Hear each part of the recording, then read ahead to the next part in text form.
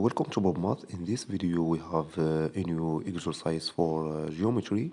Well, our exercise is as follow. We have right angle triangle DBC, and we have M the middle of the segment DB, and straight line FM perpendicular to straight line DC. So the question is as follow.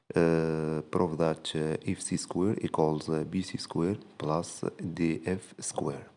Always before discussing the solution, try to complete the exercise to increase your skill in mathematics, then complete the video. Now we have two right angle triangle MFC and MFD.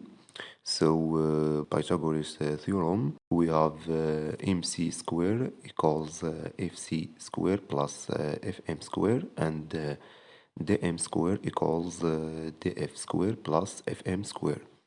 So if c square equals mc square minus fm square, and df square equals dm square minus fm square. Now we subtract the equals side by side. So we got if c square minus df square equals mc square minus fm square minus dm square minus fm square. So fc square minus df square equals mc square minus fm square minus dm square plus fm square. Therefore fc square minus df square equals mc square. Now we have dm equals mb, so minus mb square. We call this inequality 1. For triangle mcb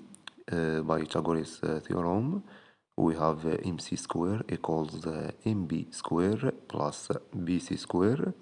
Therefore mc square minus mb square equals bc square. From 1 we conclude that if c square minus df square equals bc square, and therefore if c square equals bc square plus df square. So this is the relationship required in this exercise. Thank you for watching, and please don't forget to subscribe to my channel for more exciting videos.